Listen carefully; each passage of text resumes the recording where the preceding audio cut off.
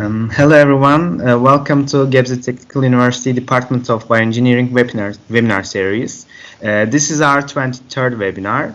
Our guest for today's webinar is Assistant Professor Dr. Adem ÖZÇELİK from Aydın Adnan Menderes University, and the webinar title is Application of Acoustofluidics in Cell Manipulation and Micromachine Actuation. Let me introduce our guest shortly. Assistant Professor Dr. Adem ÖZÇELİK received his BSc degree in physics from Karadeniz Technical University.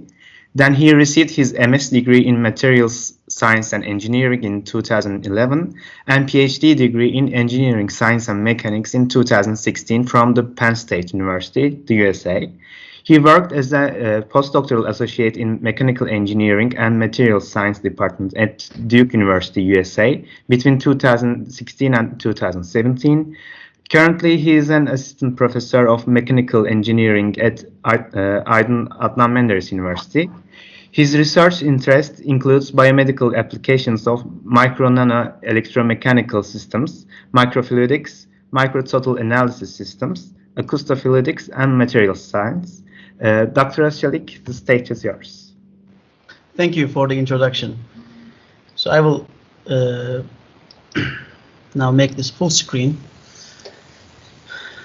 Okay, so as introduced, I will talk about applications of acoustofluidics in cell manipulation and micromachine actuation. And my talk will be in 5 subsections. First, I will talk about microfluidic and acoustofluidic systems, acoustically driven microbubbles and their applications, and acoustically driven microstructures and their applications. And then I will talk about acoustically powered micromachines and give some examples of that. And finally, I will include some surface acoustic wave-based applications where we will do particle and cell coating.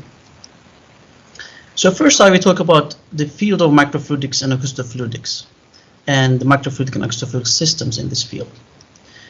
So microfluidics deals with behavior and precise control and manipulation of fluids that are geometrically constrained to a small, typically sub-millimeter scale.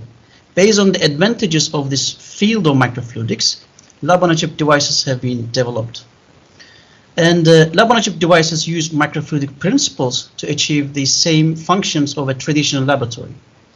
It is basically shrinking a traditional conventional laboratory to a small chip in centimeter scales, which includes millimeter and sub-millimeter scale components. Microfluidics as a burgeoning field has several advantages. And these are basically low cost and reduced sample consumption, which also brings higher precision in chemical and biological analysis. And finally, these devices are disposable because of their low cost when fabricated in mass quantities. And these all help the process of sample processing, diagnostics, and bioanalysis applications. And acoustofluidics is a fusion of acoustics and microfluidics. It is a relatively new field, and in this field, acoustic waves are used within microfluidic systems to achieve biological, chemical, and engineering applications. The term acoustic tweezers refers to the manipulation of matter using acoustic waves. So basically, the acoustic tweezers can be described as the spatial and temporal manipulation of matter by using the interaction of sound waves with solids, liquids, and gases. For example, we see in this picture, like in the sea, for example, and C and D, we see phase arrays and acoustic transducers levitating particles. And this is a direct interaction of acoustic waves with solid matter.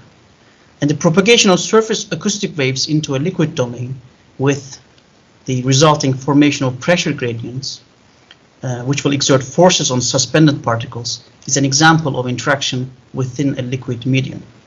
The trapping, rotation, and translation of cells or particles or even organisms is an example of interaction of sound waves with liquid, gas, and solid interfaces. And since we are talking about acoustic tweezers and acoustic systems, we have to mention how we generate acoustic waves. So acoustic waves, first of all, are mechanical vibrations. and they propagate through elastic media. A straightforward and common method of acoustic wave generation is to use piezoelectric materials, which convert external electric potential to a mechanical deformation, and vice versa is also true. This phenomenon is called piezoelectric effect and exists in various natural and man-made materials, like quartz, for example, is a natural piezoelectric material, and lithium niobate is a man-made piezoelectric crystal. By switching the polarity of the applied electric potential, the piezoelectric material can be expanded and contracted along one axis, which in turn can generate acoustic waves with a frequency that corresponds to the rate of external polarity switching. And in this process, when the external electric potential is applied to the entire volume, we obtain bulk acoustic waves, or when they apply to the surface of the material, we apply surface acoustic waves. We see these examples in the left panel, figure A and B. And the waves propagates through medium either as transverse wave or longitudinal wave, where in transverse wave basically the oscillation of the wave and the displacement of the medium are perpendicular. In the longitudinal wave, both the propagation direction and the oscillation direction of the wave are parallel. And the sound waves, for example, propagate as longitudinal waves, as we can see in the figure B on the right. And of course, there are acoustic systems utilizing components of both A and B. I mean, there can be waves, acoustic waves, just transverse, or just longitudinal, or there can be waves with both components. Here are some actual pictures of surface acoustic wave devices. One is, let me do a pointer here. One is for focusing, for example, and the other one is for patterning of particles or cells inside a microfluidic channel. And for bulk acoustic wave system, we use piezoceramic transducers, and some common shapes and types are shown here for representation. And for the microfluidic part, just for the sake of completeness, I will tell you about a typical device fabrication.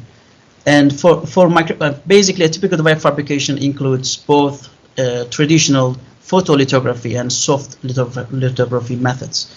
Traditional photolithography is simply spin coating a photoresist on top of a silicon wafer, and then UV exposing the photoresist with a mask, which will define the features of your microfluidic devices.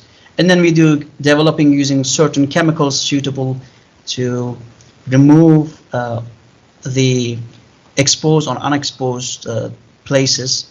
And then after that, we can do deep reactive ion etching to remove some of the silicon to get a silicon mold, basically. Silicon mold is then used in replica molding, which is called soft lithography, basically. And a common material for prototyping microfluidic devices is polydimethyl siloxane, which is short for, which we can abbreviate as PDMS.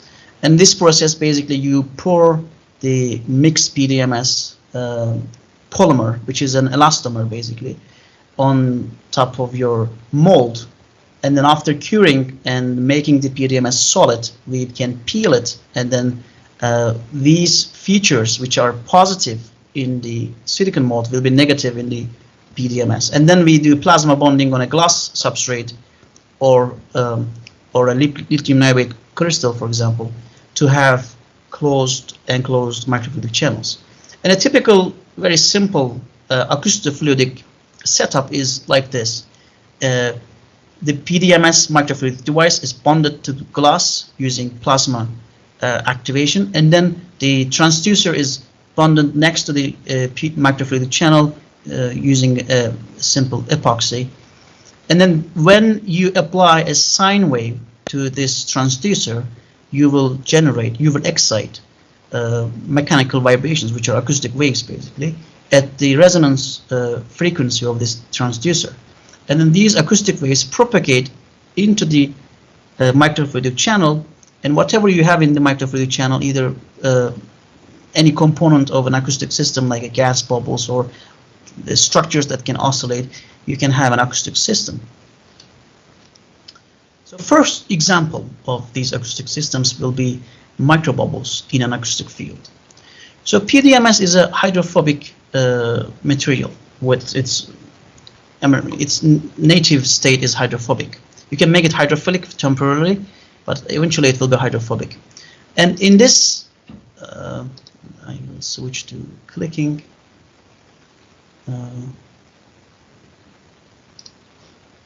Okay, so when we inject a liquid, for example water, inside this microfluidic channel which has side grooves,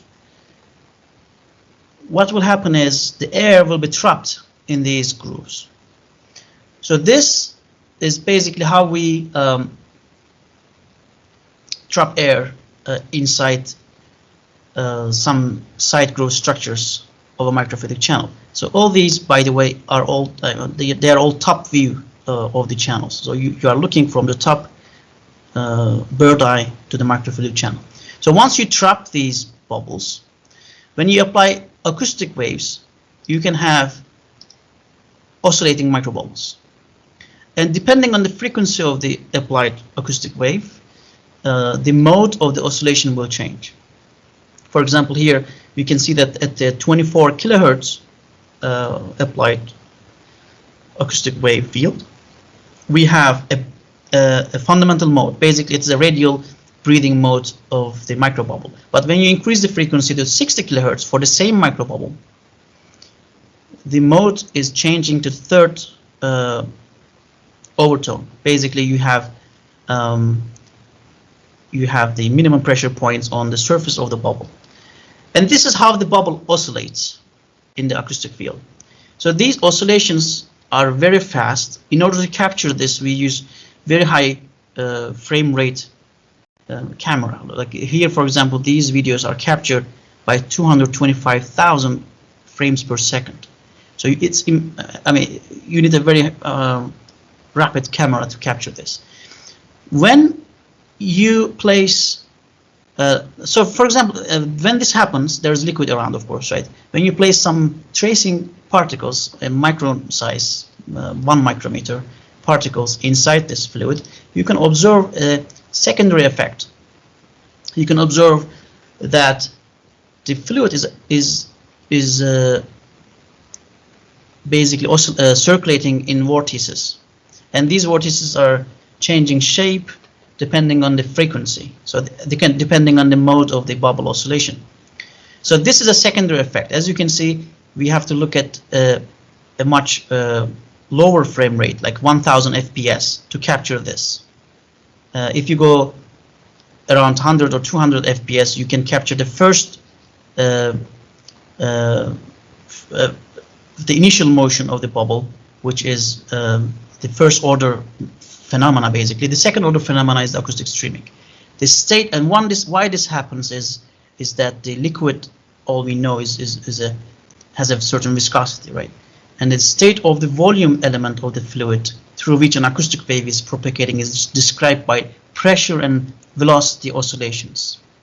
So in an ideal fluid, the time average particle displacement, which is the net fluid flow, will be 0 everywhere. However, in real fluids, the viscous attenuation results in a net displacement of the fluid particles or fluid domains during each cycle of oscillation, becoming non-zero. So this local effect may lead to global formation of a streaming flow, which we call acoustic streaming. So this is what we observe here. And in my work, for example, I observe that this streaming is changing based on the frequency. It's a three-dimensional structure, so based on the applied frequency, we can observe different modes of streaming as well. So here we see an out-of-plane streaming of particles. So instead of in-plane, the out-of-plane streaming is also happening. So in order to observe the complexity and the evolution of this streaming flow, we placed an oblique shape, a different elliptical oblique shape particle, and as you can see, as I sweep the frequency, the structure is doing different mode of rotations on the surface of the bubble. So depending on the change in the frequency, the mode of oscillation of the microbubble is changing, and in turn this is resulting in different type of acoustic streaming. So this is all observation so far. So we want to apply this to some applications. Now we are engineering this, and then to be complete, so we wanted to understand the physical basis and how, which forces are happening and which one is active, dominant. So to do that, we introduce some particles with more or less the same micro size bubble, and as you can see, as the particle size increase, something happens. Like for the small particles, basically we have acoustic streaming where the particles are following the streaming flows, but when the size of the particle exceeds certain threshold for these acoustic parameters, it is being trapped on the surface of the bubble. And this is where we have the acoustic radiation force dominating over acoustic streaming force. So acoustic radiation force is basically a physical force due to the oscillation of the bubble, and it is happening between a particle close to the bubble and the bubble itself. And it is scaled by the distance and fifth power of the distance between the particle and the bubble. So the range is a short range force. And we see here a ratio where the radiation and streaming forces are less than 1 or more than 1, depending on that. Basically, the trapping happens at a certain threshold. When it is less than 1, the streaming is dominant. And here it is graphically illustrated where, depending on the spacing and depending on the spacing of the bubble and the particle and the particle diameter, basically, you can see that the acoustic radiation force and acoustic streaming is crossing over at certain size range where one becomes dominant over other, where we have trapping and where we have streaming. For the same particle, same size microparticle, we can have trapping or streaming dominant based on the applied frequency. Here you can see at different frequencies, excitation frequencies, we can have the active one depending on our choice. So as an application of all this analysis and observations and engineering, we show that we can actually utilize these streaming flows in rotational manipulation of organisms and single cells. And here again, we are using acoustic systems coupled with a microfluidic channel, including microbubbles. So before I talk about that work, I want to mention why the Caenorhabditis elegans, which is C. elegans for short, is important, why people are paying attention to that. And there are actually multiple Nobel Prizes awarded to studies with C. elegans forms. C. elegans is a nematode, is a member of phylum Nematoda. So C. elegans is a non-hazardous, non-infectious, non-pathogenic, non-parasitic organism. So it's safe to handle. It's a small and growing about to up to 1 millimeter in length maximum, and lives in soil and especially rotting vegetations in many parts of the world. And it survives by feeding on the microbes such as bacteria. So there's no economical importance to men about this worm feeding or by itself. So why people study C. elegans? Around the world, thousands of scientists actually are working on this full-time, investigating the biology of the C. elegans. And the entire 100 million bases of DNA of this worm are sequenced. So why researchers invest so much effort into this worm? is basically depending on its biological simplicity yet complexity. So C. elegans is about as primitive an organism that exists, which nonetheless shares many of the essential biological characteristics that are central problems of human biology. The worm is conceived as a single cell which undergoes a complex process of development, starting from embryonic cleavage, proceeding through morphogenesis and growth to the adulthood. It has a nervous system with a brain, very, very simple structure, and it exhibits behavior and is even capable of rudimentary learning. It produces sperm and eggs, mates, and reproduces. After reproduction, it gradually ages, loses vigor, and finally dies.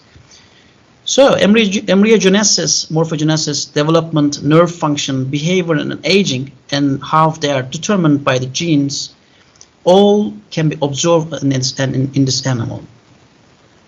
C. elegans exhibits these phenomena, yet it is only 1 millimeter long and may be handled as a microorganism.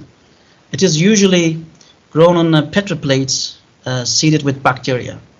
All 956 somatic cells of this transparent body are visible with a microscope, simple light microscope. And its average lifespan is mere 2 to 3 weeks. Thus, C. elegans provides the researcher with the ideal compromise between complexity and simplicity. So this is why people use C. elegans in their research. And here we want to develop a tool to make this research easier. So what we do, we start with simple HeLa cells, which are basically, as you know, they are modified, immortalized cancer cells. So rotation of these cells is first realized by using, here I first use larger bubbles and you take advantage of the in-plane vortices to rotate single HeLa cells. So here with this rotation you can apply shear forces, controllable shear forces, because you can control the rate of rotation, as you can see here with the applied voltage to the transducer. You can rotate the cell with the bubble up to 3000 RPM with just 10 volts peak to peak. And this rotation again is useful to apply constant shear, adjustable shear to the cells. If we use higher aspect ratio bubbles, which is narrow from the top view, you can also do out of plane rotation of HeLa cells. And as you can see, now you can actually observe the entire cell in this single plane. In all these rotations, we did some viability analysis and observed that they are not harmful to the cells, and the viability is as high as the control cells, basically. And after cells, we turn back to a more complex and important organism, which is C. elegans.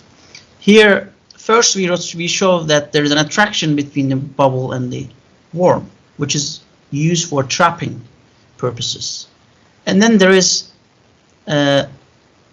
when we apply continuous acoustic field to the microbubbles, we can continuously rotate a C. elegans and observe its structures from different perspectives. So without needing a confocal laser scanning microscope, which is an expensive tool, and without needing the post-processing softwares and these procedures, which are taking time and usually not giving you the very perfect results to get the 3D structure. Now you can actually see the 3D structure by just rotating the animal. And when we apply pulses, we can rotate the animal and just look at the different sections. If you just stop the rotation, basically the worm does not keep rotating because the inertial effects are not important. They are negligible in the microfluidic channels at low Reynolds numbers. I will go back to Reynolds numbers later in the slides and explain that in a different application. But here you can see that the viscous dissipation stops the worm when you stop the pulse. And with different channels, different structures of channels, you can have parallel operation and rotate different number of C. elegans in the same channel, which is giving you throughput. You can increase your throughput with this geometry. So with this rotation, actually it means, what it means is you can have, with this device, with the smallest step, you can have about 1 micrometer resolution in the worm body. If you consider an average worm has 30 micrometer diameter, with a 4 degrees step, you can have 1 micrometer lateral resolution for the rotation, which is well below typical cell size, and you can do subcellular investigation and study. And then what we did is apply this rotation to investigate the toroid formation and cell position during C. elegans reproductive system morphogenesis. So we use ARM method to analyze reproductive system pathology in this worm. And first, let me explain. The nematode vulva is a passageway between the uterus and exterior, and is required for egg laying. So this animal lay eggs, and for mating. A mature vulva is tubular in shape and is formed from 22 epithelial cells that self-organize into 7 concentric rings of unique dorsoventral positional identity. It's from we call it vul A to vul F. And when we apply ARM to examine the morphological properties of the vulva, toroidal rings, we image transgenic animals with adherence junction markers, GFPs on these rings, basically in the contact of these rings, which will just, green fluorescent, which is just green fluorescent protein GFP, localizing it to the apical border between toroids, and essentially outlining each toroid for visualization. The toroids change shape and position during morphogenesis, and when comparing wild type and mutant animals, it is important to compare similar stages. Here we make sure that we have the L4 developmental level 4 stages. And upon fluorescent imaging along the dorsoventral axis in C, for example, in figure C, all the rings appear as parallel lines stuck upon one another. So this position doesn't give us the shape, or clear shape of the rings, but when we rotate the worm, we actually see that it is an open ring, which should be an open ring for a healthy normal animal. And this happens with a about 270 degrees rotation. We see the distinct ring defining the edge of the vul A ring. And when we have the RNA interference with the NR4A family nuclear hormone receptor, which is basically a mutation and resulting in abnormal vulval ring formation, we want to see this, for example, in this worm and try to score the mutants and wild types. We analyze the ring morphology from sites, but we don't see much. When we do again a rotation for a dorsoventral view, we can see that there is a ring fusion, which is an abnormal morphology, and this animal does not have a healthy egg-laying structure. So this method now here helped us to identify the worm, which in its natural position is not visible, but when we rotate the worm, we can see the abnormality. Another application here, we did basically look at the dendrites of the animal. So there are a lot of research on the neurological diseases in this form. For example, people use femtosecond lasers to cut some neurons, some dendrites here, and observe their behavior with certain treatments, either their receding behavior or healing behavior. So we use this technique to examine the morphology of the C. elegans ALA interneurons using this, again, a GFP transgene, which is expressed in this ALA cell body and dendrites. And when we look at from the dorsoventral view, they are both overlapped. We don't actually see, we cannot resolve one from the other. But when we do the rotation, we can see that they can be resolved as left and right dendrites. If you want to interfere or observe or do some research on these, you can actually do that with this rotation of 90 degrees. So another research that I did with this acoustic systems, including bubbles, is mixing fluids in microfluidic channels. And I did this with microbubble inception and cavitations, which is forming jets to break the laminar flow interface in a microfluidic device. So I have to briefly mention turbulent and laminar flow in a microfluidic systems, in fluidic systems, sorry. So turbulent is mostly observed in the macro systems where the fluid flow is chaotic and there's mass transfer with these vortices. But in laminar flow, fluid flows as layers which do not mix to each other, and these systems are identified by low Reynolds number, which is less than usually 100. So for such a system in a microfluid, I mean, you can actually see in this video that when the fluids flow in this channel, more than one fluid, they don't mix to each other. The only mixing mechanism in this system is diffusion, which is very slow process, which is not enough to do complete fluid mixing. Complete fluid mixing in microfluidics is required for reactions or sample preparation or any bioanalysis, basically. So what I did is introduce a device where the side walls in side walls we created grooves. These are very like nanometer size grooves, sub-micrometer grooves, which will trap tiny, very small air pockets when we inject the fluid. And these air pockets will get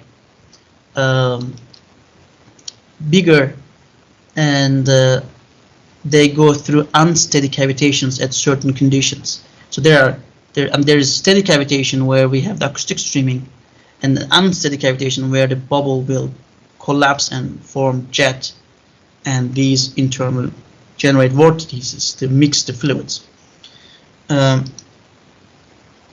me show you how it works. So in this channel we have water and water mixed with dye, and as you can see, when this phenomena happens, we see a mixing of the laminar interface and two fluids mixed completely.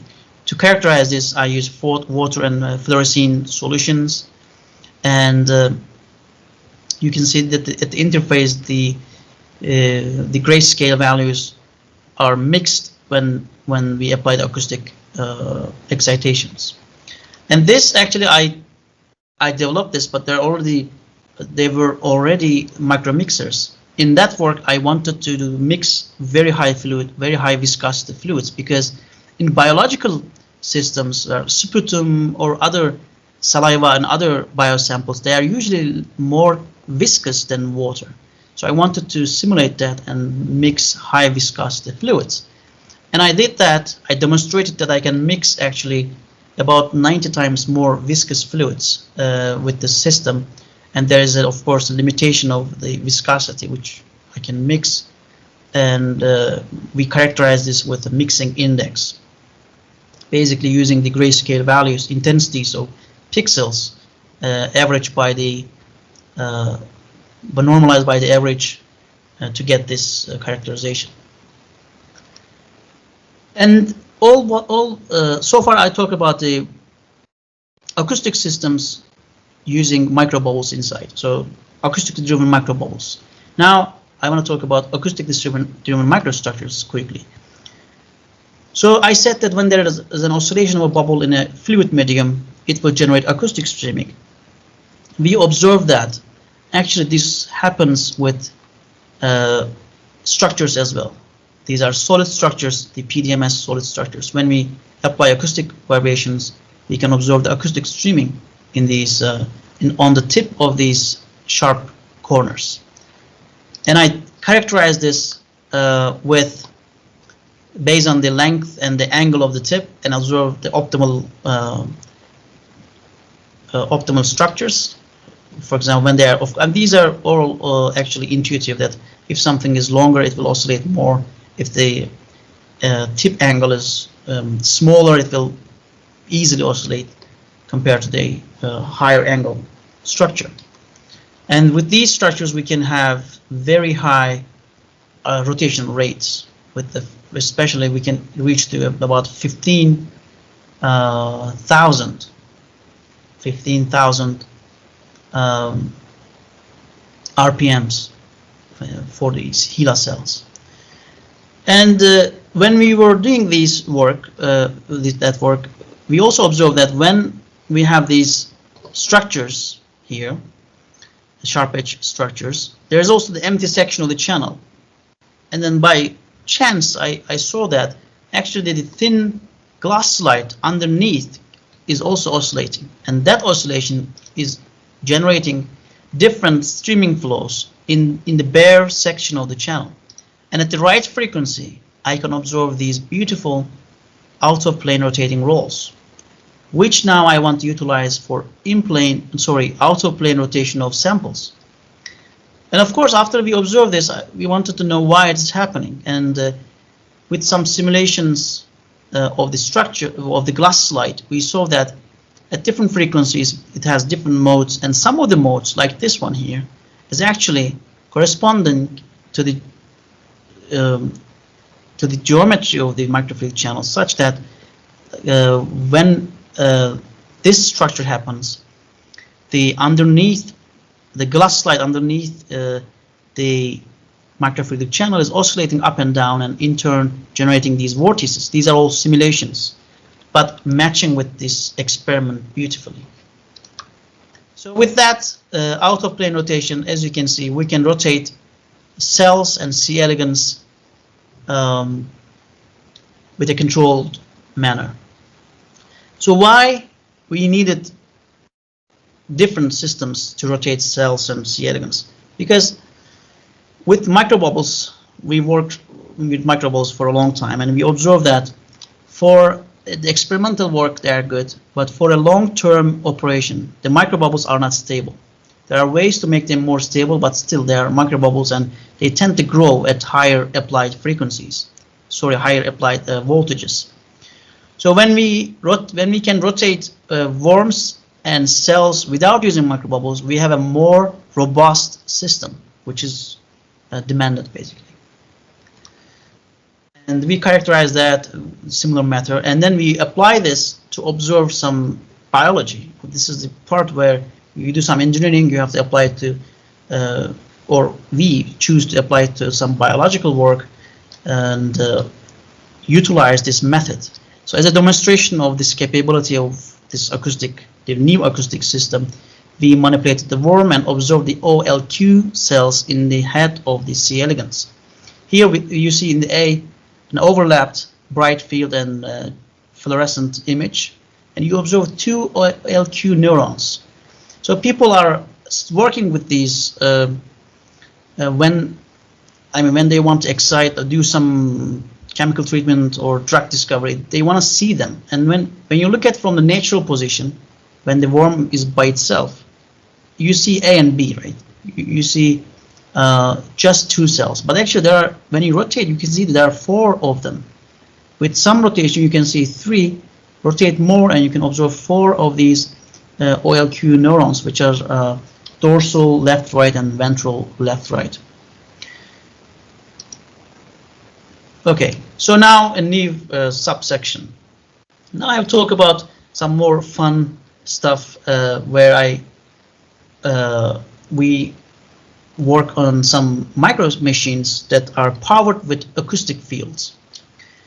And to do that, we first discovered a method to fabricate structures, microstructures, inside microfluidic channels with a simple method. And to do that, we use UV photopolymerization, and we make a mixture of polyethylene glycol solution, and using photomask, we can fabricate structures within milliseconds.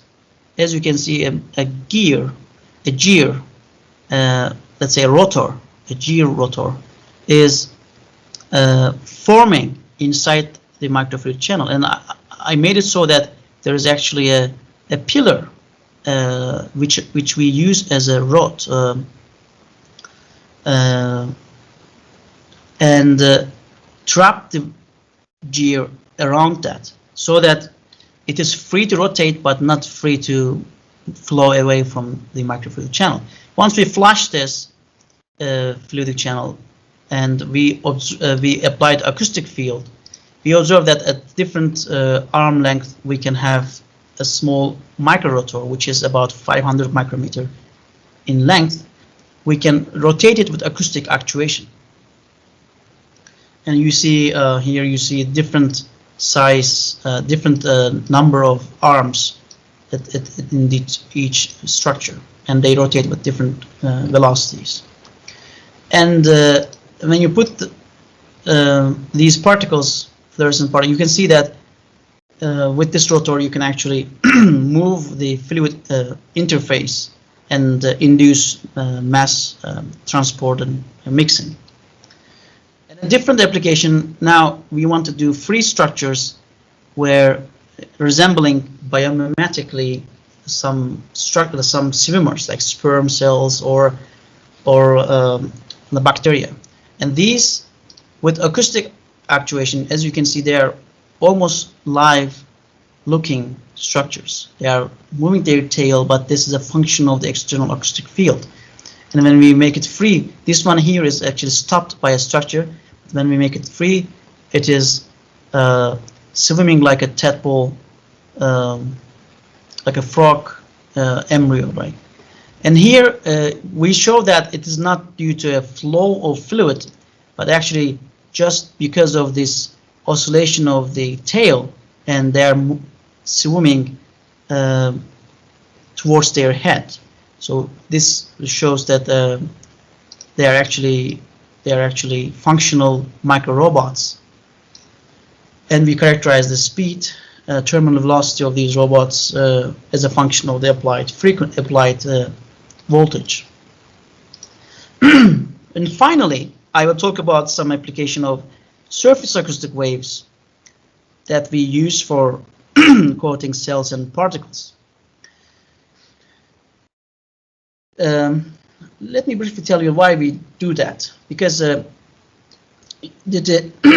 ability to coat microparticles and living cells greatly benefits to a wide range of applications, including biosensing, drug delivery, toxicity screening, and some biochemical reactions. Conventional coating methods require multi-step washing and medium exchange processes to achieve a multi-layer coating. And these processes are labor-intensive and they risk contamination. Microfluidics here will help us to minimize the contamination, and I will show you how the acoustic will help us. So here we design a system where we'll use surface acoustic waves with a tilted geometry. And surface acoustic waves in this way is forming standing acoustic wave field, where we have pressure nodes and antinodes. So pressure nodes are basically the minimum pressure regions, and pressure antinodes are maximum pressure regions. And cells and particles, they prefer to be in the minimum pressure, minimum oscillation regions. And when they are migrating to those, there's a difference between their migration speed. And people use this to separate different type of cells, like cancer cells from healthy cells, because cancer cells are more stiff and they move faster in the acoustic field, so they can be separated to different outlets. But in this work, we wanted to deflect cells and particles across multiple flow of chemicals to coat them.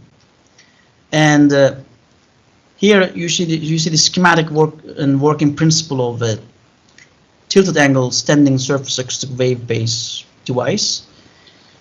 And here how we deflect the particles. So in A, you see the polystyrene beads flowing in the laminar flow without any acoustic application, and they are leaving the channel from the lower outlet as in the B. But when you apply the acoustic waves in this tilted geometry,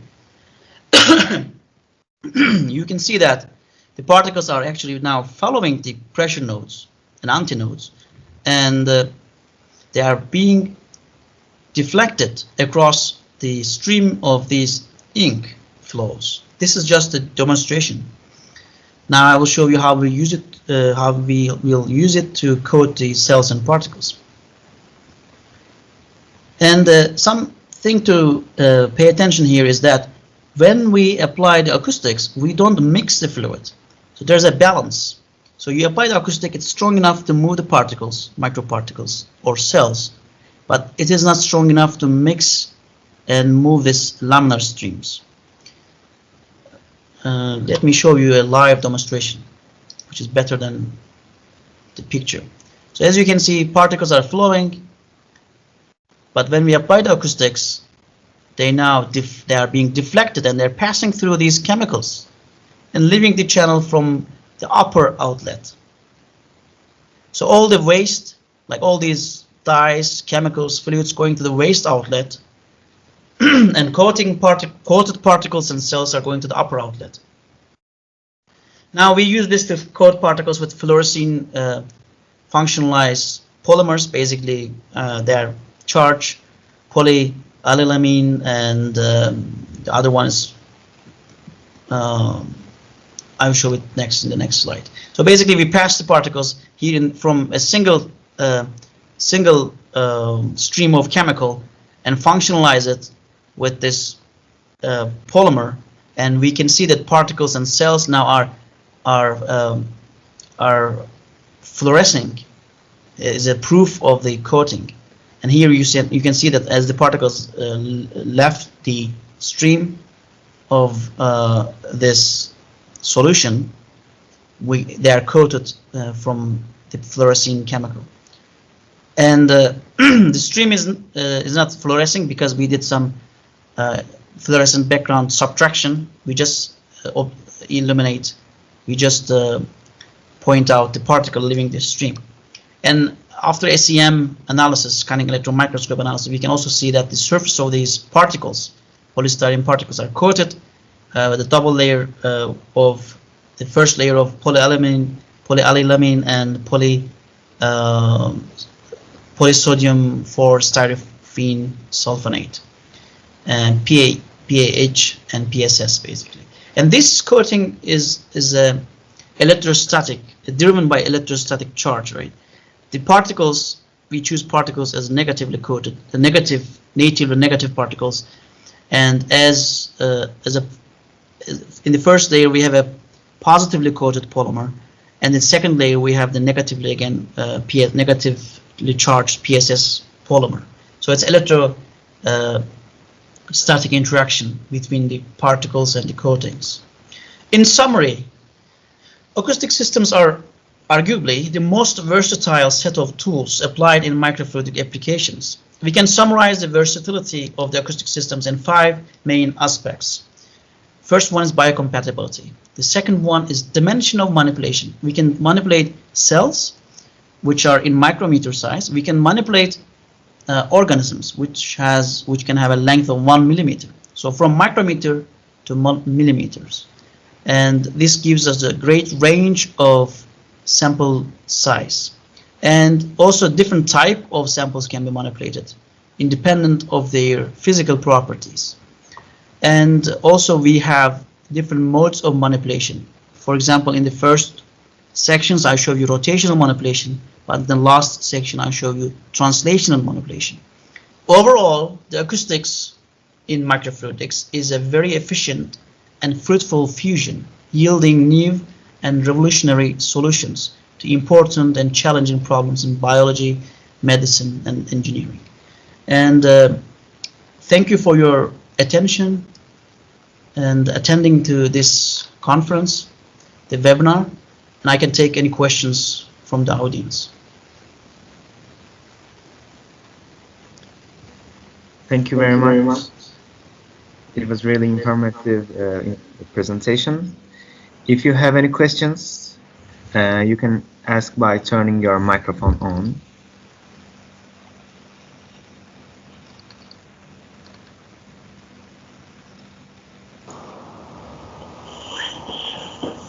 I have a question. Sure. First of all, thank you very much for this interesting topic. Actually, in the beginning, I see that it's far away from the bioengineering, but when you focus on some microorganisms and when we see its application, actually, it's I think we can accept all these studies as a bioengineering studies in our department. So really, it was a big pleasure to follow you while you are present. Thank you. My question is that is it possible to using this acoustic fluidics or standard fluidics to enhance the particle or modification of the particle by using the or changing the weight of the fluids or other aspect? Is it possible to modification of the particle by using these microfluidics? Yes. So thank you for the question. With microfluidic systems, there are actually a lot of things that people do on particles, from synthesis, reactions of nanomaterials, microparticles, to functionalizing particles for sensing. So the microfluidic platform is actually enabling a lot of functions where fluids with chemicals or reagents are used in a controlled environment with the controlled amounts to coat surfaces or particles for capturing, for example, specific analytes. So for sensing, for example, it's a great way to utilize microfluidic platforms. So it is. Yes, the answer shortly is yes. You can enhance the properties of particles, make them form them in different forms, different shapes, the surfaces with different chemical activity using microfluidic systems. Of course, now here we are talking about using microfluidics and chemistry and biochemistry to achieve all these functionalization. Yeah. And as a second question, are you able to give some applications? Is it possible to use them in diagnostic tests? I mean, the critical point of its application, take a signal or producing a signal after application of the microfluidics in the biochemical systems. Producing the signal is so important. So, is there any applications of microfluidics in diagnostic tests? Yes, there is actually a quite active field of using microfluidics to get diagnostic applications with sensing some signals. So, for example, people use surface acoustic wave systems to do cytometry, flow cytometry, and in that they are using acoustic impedance change to observe capturing of any, for example, depending on the functional surfaces, different analytes, different organisms, or even different type of cells, and this will change this capturing of analytes and target molecules or target bacteria on the surface will change the acoustic impedance. People utilize the surface acoustic wave systems, like as we see here, where they use surface acoustic waves emanating from one IDT and observing it from the second IDT, and the change in the acoustic impedance of the inside the channel due to the capturing, they use that as a signal for sensors. And there are different examples of microfluidic systems used for used for diagnostic of different conditions, for example, some vitamin testing. And there are groups actually utilizing cell phones, smartphones, integrated by the microfluidic systems to do point of care applications without needing any facility. There are examples to do blood tests, and some actually examples of malaria testing in the rural areas, like remote areas that the resources are limited. And yeah, I mean, so microfluidic systems are formed into lab-on-a-chip devices where you have the fluidic functions like fluid control, fluid manipulation, and different mechanisms to actuate the fluid. And then you can have sensors based on the microelectromechanical systems, electrodes and other components. And then with this entire system, which we call lab-on-a-chip platforms, which lab-on-a-chip devices, you can do actually many sensors, many diagnostic applications. Thank you very much again, and for your this kind contribution,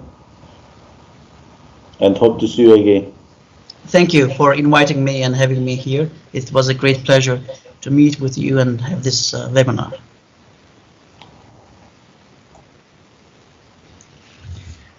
Do you have any other questions? Well, I have a question.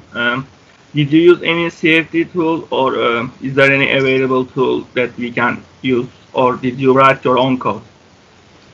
So in this work, so I work with my colleagues, co-workers, to do analysis of these systems. What we usually utilize is COMSOL multiphysics, and there are also people, they are developing their own codes here. They are developing their own codes, and they are using C++, for example, to solve these problems. But later, even they migrated to COMSOL multiphysics because of its ease of use, also its complexity, where you can actually work with modules designed specifically for acoustic systems and microfluidic systems, and at any other type of physics. And the answer is we use multiphysics, COMSOL multiphysics, to do some fluid mechanics, the streaming simulations, or solid mechanics here, as you can see, eigenmode analysis.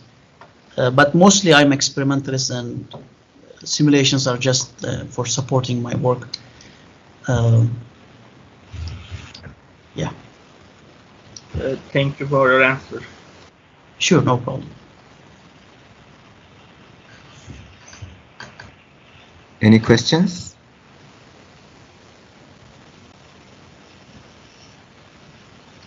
Okay, thank you again, and I wish all of you a nice rest of the day. If you have any questions later, you can always reach me from my website, from my email, and I would be glad to discuss anything further. Thank you very much again for your presentation. Hope to see you in the next webinars.